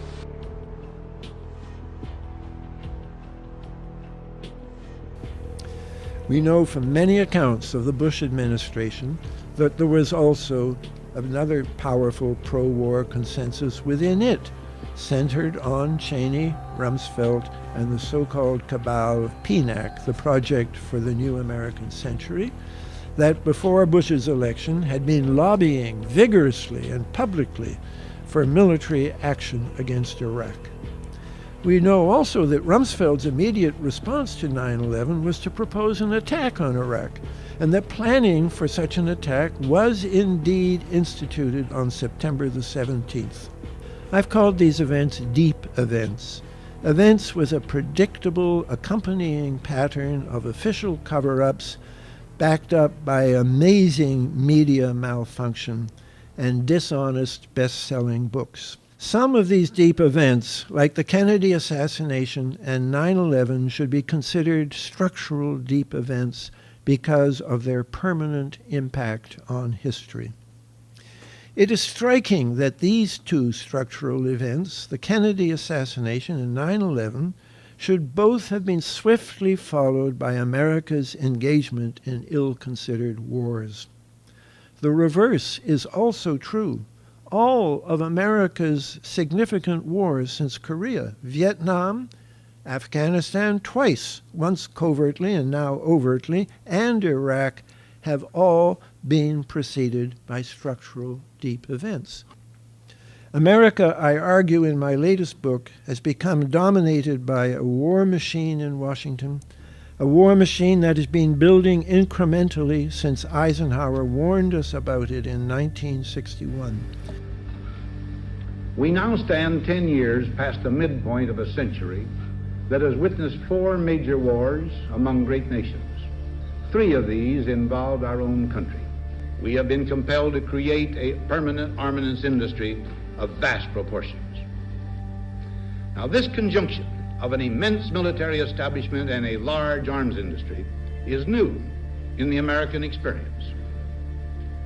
In the councils of government, we must guard against the acquisition of unwarranted influence, whether sought or unsought, by the military-industrial complex.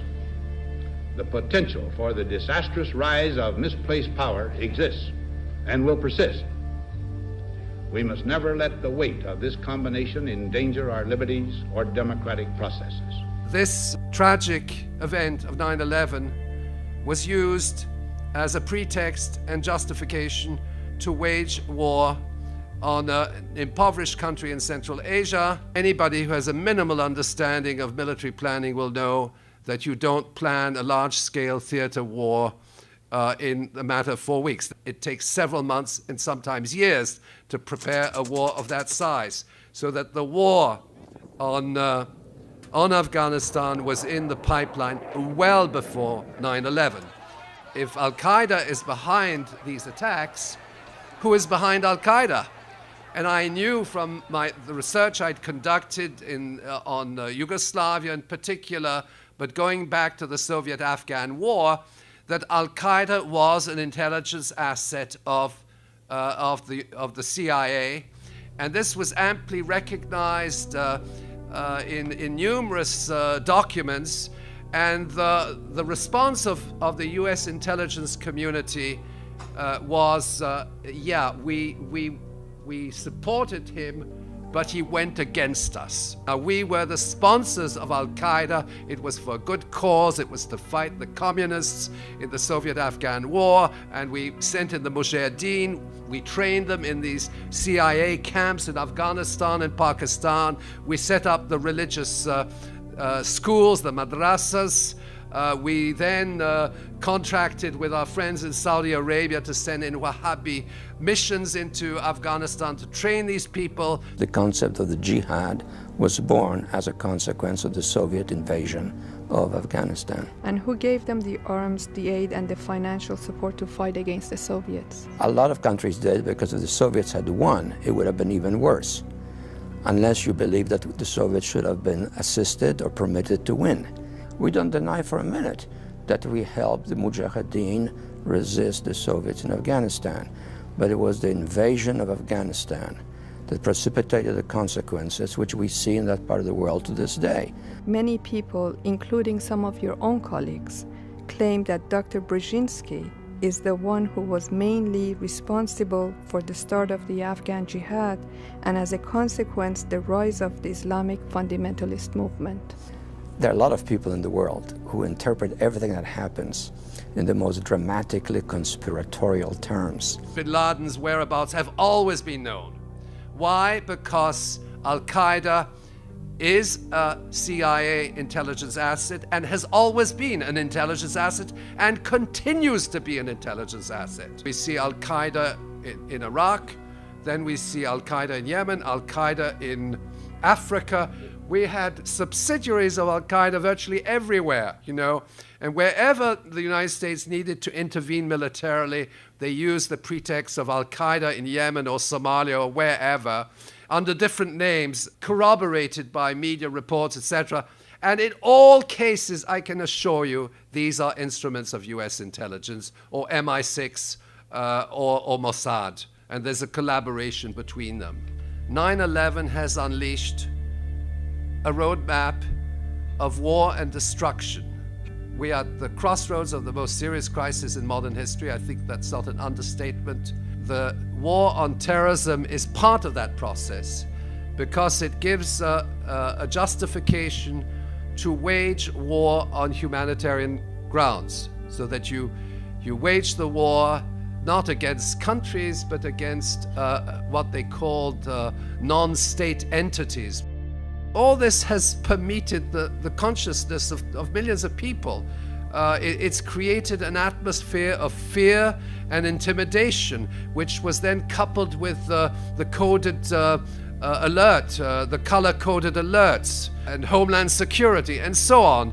It was a pretext to wage a war without borders, which in essence is a war of conquest, and it was also a pretext to implement far-reaching changes at home through the Patriot legislation, through national security, protection of borders, and so on and so forth. If the war on terrorism is no longer accepted and doesn't have its legitimacy, the whole construct, military doctrine, collapses like a deck of cards. And that's why 9/11 truth is so important. Thinking about elite political crime, and recognizing that we don't classify it and study it. When I looked at the literature in political science on Watergate, Iran-Contra, crimes like that, they treated them as exceptions, as something that rarely happened, and when they did, the elites were just misbehaving. But the more I looked into it, I realized, well, these are fairly common events. They're not often investigated, but they're pretty well known, and they're fairly common. And so I started studying this kind of criminality as a type of crime, like white-collar crime or hate crime, and I classified it, and I began collecting examples of it, and 9/11 fit the pattern. The investigation did not include any consideration of controlled demolition. Nobody looked in the debris for explosives or incendiaries.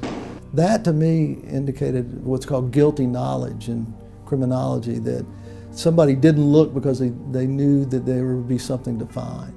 One of the things I started studying was the Nuremberg war crimes trials, because there was an example of political crimes being prosecuted. And in the war crimes trials, the Nazis were accused of setting the Reichstag on fire. The main evidence was that immediately there were laws passed. They had a list already the night when the Reichstag was on fire. They had a list of the people they wanted arrested. And this was considered to be proof. And I thought, well, you know, it's the same way with 9/11. There was an agenda already there, and it was rolled out immediately after the events, which suggests that there was foreknowledge and complicity to provide a pretext for these wars in the Middle East.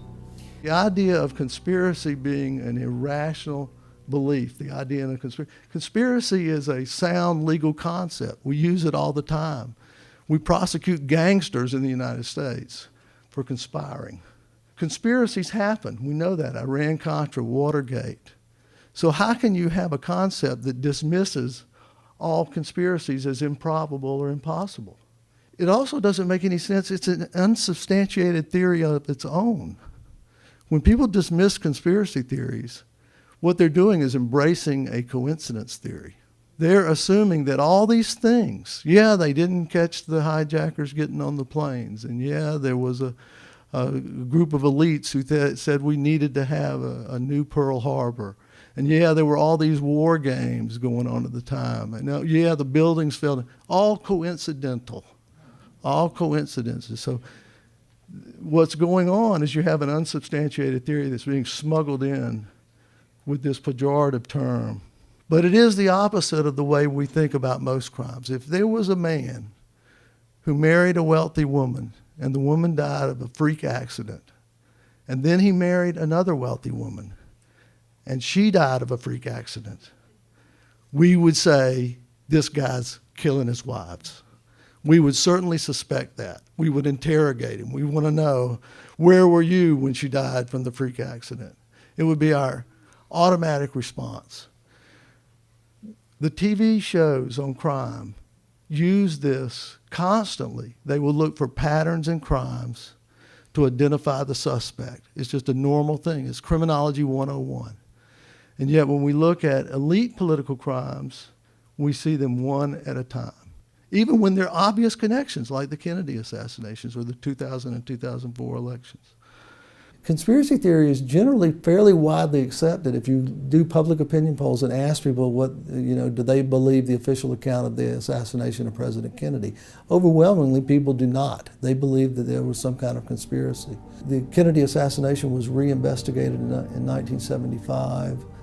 The Congress concluded there was a conspiracy, but they didn't know who. It was never prosecuted. The CIA and the intelligence agencies are actively shaping how we perceive events.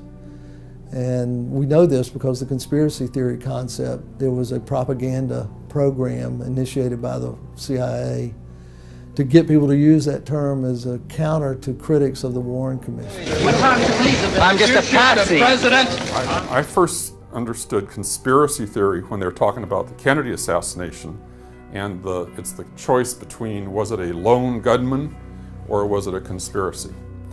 And And so that's where the term comes from. It doesn't even apply here. The official story is a conspiracy theory in a literal sense, that you have this conspiracy of a bunch of people to make this thing happen. What I'm basically saying, and what most of the people in the truth movement are saying, is yes, there was a conspiracy, but it wasn't a bunch of Arabs that got together and did this. It's basically a bunch of rich, powerful guys in white suits, white shirts and ties and suits and so forth, that are the ones that we should be looking at. There's all the signs that the people who were behind this had to have had connections with military to have access even to the kinds of materials used to bring the buildings down. They had to have access to the buildings to be able to plan it. They had to have access to all the means they have to cover this up. So there's lots of signs that there are people working at various levels in a coordinated manner to make this event happen. It's very hard to convince people that American public officials would do these kinds of things. People just say, well, they wouldn't go along with it, and if they did, they couldn't organize it. It's too complicated. They couldn't organize an action like that and not have it detected. And if they could, somebody would talk and it would get out and we'd know about it. Americans know you can keep secrets. We kept the Manhattan Project secret. That had 100,000 people working on it. They built 3 cities from scratch. One was the 5th largest city in Tennessee. This word never got out. Get this, when Truman became president, he was not told about the Manhattan Project until he had been in office for over a week. So we can keep secrets. We kept secret our decoding of the Japanese and German secret codes. That was kept secret all through the war. The idea that you can't keep secrets among large groups of people is just mistaken. We're looking at the events of 9/11, but we tend to not think of 9/11 as connected to the anthrax letter attacks. I call this incident-specific myopia. So it's a nearsightedness. I think of it as driven, we're like victims, we're like abuse victims.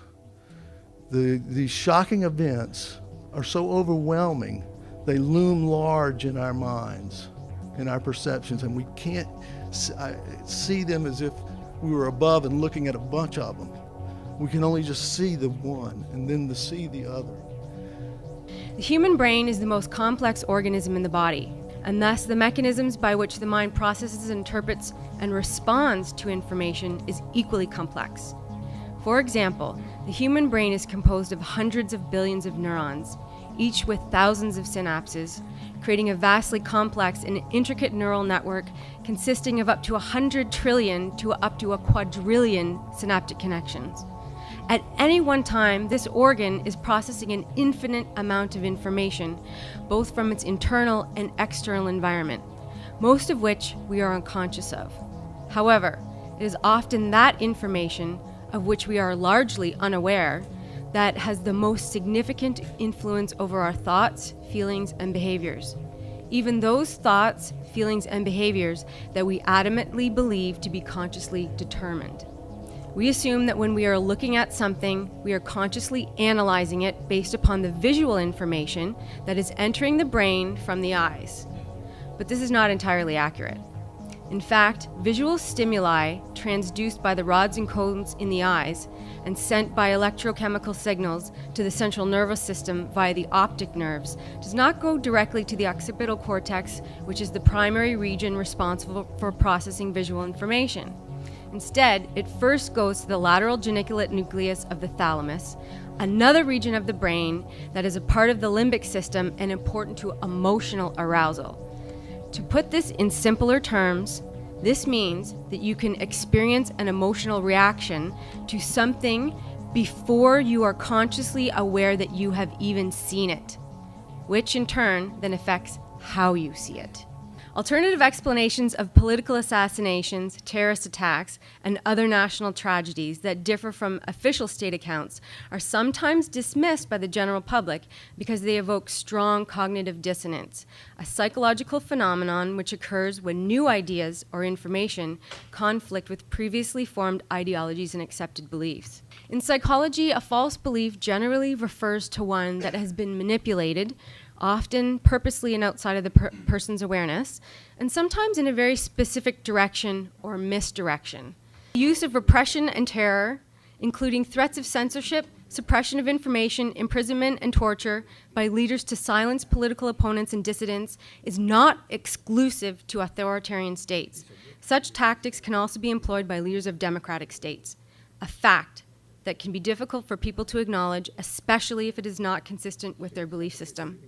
Although some people may harbor cynicism about bureaucrats and politicians, most do not want to believe that public officials in general, and especially those at the highest office, would participate in election tampering, assassinations, mass murder, or other high crimes, especially in democratic societies. Protecting democracy demands that citizens must be made aware of how they can be manipulated by government and media into forfeiting their civil liberties and duties. Information vital to protecting citizens from crimes against democracy orchestrated by the state, as history has repeatedly demonstrated, can happen particularly in times of disaster, collective shock, and national threat. I believe in human curiosity and human intelligence, and there's a limit to how long people can go on thinking that one bullet inflicted 7 wounds on 2 different people in the presidential car in Dallas in 1963. That sort of thing slowly becomes ridiculous because of what's being called paradigm shift. It's not that you persuade the older generation die. And then you have a new generation whose minds have not been distorted by the propaganda campaigns. The mainstream media are, in a sense, digging their grave by adhering to a position on conspiracy theories which they could get away with back in the days of the Kennedy assassination because they monopolized American access to information. They don't have that monopoly anymore, and they're losing to the internet. And one of the reasons that people are going to the internet and not to the mainstream media, if anyone is curious about 9/11, they know they have to go to the internet. So in a sense, I think that technology has become a great ally for those of us who want the truth. This is a big issue. I mean, it's not just the 9/11, it's not just the buildings or the science or the physics, but it opens up into a very, very huge issue out there. And no one person can tackle this issue. But it's my opinion that if you know about it, do something. Whether you're an artist, whether you're a poet, whether you're a singer, you don't have to be an engineer for sure about this. Matter of fact, most of the more brilliant people out there are not engineers. They're very, very intelligent people that know what's going on. So I like to say, not everybody can do everything, but everyone can do something. You can do your little part to help share what's really going on out there. You need to wake up. You need to look at what's really going on, not just the myth, the propaganda. There are ways to bring about fundamental change in the way people think, in the way people coordinate together with government and so forth. And something of that sort is needed in the United States as much as any other country in the world. What does it take to actually trigger something akin to a revolution in a sense?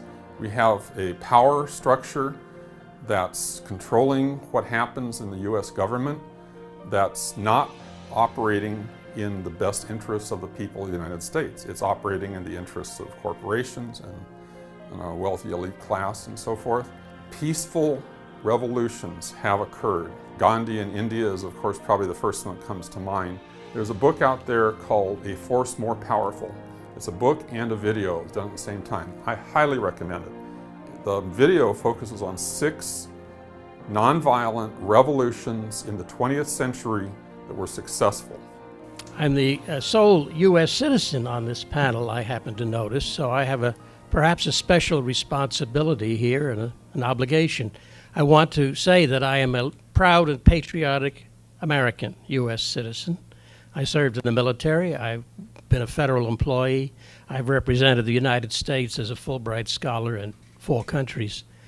And I think my country has a proud history. Not all of it, but much of it. And we've done some wonderful things. And I have not given up on my country. I was at the original hearings when the Twin Towers were proposed in New York as a city planner, and I supported the building of the Twin Towers proposed by David Rockefeller to keep the financial district in the downtown. It was migrating north, and that's why it was built. I supported it because I felt it made good planning sense, and there was I was well aware of the internal structure of this building. A very interesting structure, unique actually. I had done work in structural engineering. My first degree was in architecture. And so when I saw the videos of the collapse of the building, I said, something's fishy here. And it seems to me that my doubts have been confirmed here. I have found nothing in the evidence that's been presented here to change my mind. I've tried to be a fair panelist, and I went back and reread the 9/11 Commission report. I can tell you it doesn't improve with age. I did my first Fulbright in the Soviet Union in 1978. I'm well aware of what an authoritarian state is like to live in, and I don't want that for my grandchildren. I want my open, free, democratic society back. And so I think we have done a marvelous thing here. We have laid out, with the help of the experts, this evidence, and I think it's a great beginning. The price of empire is America's soul, and that is too high a price. We need to know the past, to understand the present and foresee the future. Historical truth is very different from official truth. Official reconstruction coming from United States administration has been manipulated. The public opinion cannot accept the inert and careless behavior of the United States authorities. This panel trusts the United States justice and in United States willingness to accept the truth. Nevertheless, if the inert and careless behavior should continue, we would be obliged to start legal proceedings before the International Criminal Court of Hague, according to Article 7. This article establishes the jurisdiction of the International Criminal Court for the crimes against humanity. The International Criminal Court has been established in order to watch over the world of people against the crimes committed out of the declared wars. It is not a question of interference, but of justice and solidarity. The task before the Toronto hearings and the 9/11 Truth Movement going forward is to begin to tackle and overcome the heavy inertia of the mass media as its grip on the public, the wider public, the public face of the 9/11 story, which is a mass of mythology hardening into theology and hardening into dogma. There's a massive psychological investment in these myths by the public, even by the public who otherwise may be highly critical of the government of the U.S. and have no illusions about its flaws, but nevertheless are not able to embrace the evidence that we've been dealing with here. One of the rhetorical devices used by the official story is to say that we critics are showing disrespect for the dead. And on the contrary, it seems really important to say that by really seeking the true sources of their tragedy, of their deaths, we are showing real respect for them. Some of the areas that we've thoroughly explored here, and I believe we've we've drilled down to bedrock on such topics as the physics and kinetics of the collapse of the Twin Towers, which absolutely cannot be explained by the quote-unquote official story. And we're getting really exciting insights on the chemistry of the dust and what it reveals. We have focused on the strongest evidence and reasoned arguments that the official account of 9/11 is not true. Any open-minded person, in my view, who genuinely seeks the truth and is willing to examine the evidence would support a real inquiry with the power to subpoena witnesses and with the political clout to pry loose from a secretive government evidence that they have so far managed to suppress. Our success may depend on more progress in changing public perceptions, and that depends on our ability to open minds to the disturbing evidence that some part of our democratic state is guilty of mass murder of its citizens. And on this point, there are serious obstacles to overcome. We really want to begin a long process of rebuilding trust in the democratic state in the only way it can be done within the law, by opening the government to the legitimate needs of its citizens to know and to see and to be heard. We do not and should not trust a secretive government operating in the shadows, committing atrocities, and using the instruments of power to keep us in the dark. To let the doubts surrounding 9/11 to fester in the dark would lead to the ultimate destruction of trust. We should be a movement to rebuild trust through real inquiry. It cannot be achieved through a foreign power or an international body. If it is to be our rebirth, we have to be the fathers and the mothers. We have given witness to science here these last few days, for it has been on trial for 10 years. We are not a grand jury, nor do we convene here under any other statutory authority. We are not a conference or an academic proceeding, and yet we have heard here a great deal of scholarship never before assembled quite like this. We are something new, something combining many things. Each of these witnesses, with a score of others doing likewise here, stepped from privileged place into the auger of history. Like Galileo, they glimpsed the redemption that God, him, her, itself, willing, others might someday do likewise, made the mysteries explicable to us all. No one faithfully viewing these hearings can be unchanged by them, as the panelists gave testament just now. This alone makes this event an unconditional success. But although we know the institution exists nominally to indict the crimes proved here, those institutions have turned against us. Where science is converted into fiction, what can we expect for civil liberties? Where bodies in motion, otherwise governed by universal laws, can be held in contempt, as with physical mass made unencumbered by those pesky laws of thermodynamics. But when the mass media and every other institution of the land are willing to play along with contempt for laws of the universe, we've got more fundamental problems. I know that headlines will never be enough. I think all of us know that. But one thing I know for certain, although so many of them want free people thinking otherwise, we who are free are not lone wolves, not now and not ever. Something other than physical laws binds us together now, us who gave witness to these testaments here, so wonderfully done. We might be exiles from the matrix of received wisdom from a pliant media. Here's to hoping soon for a world full of exiles.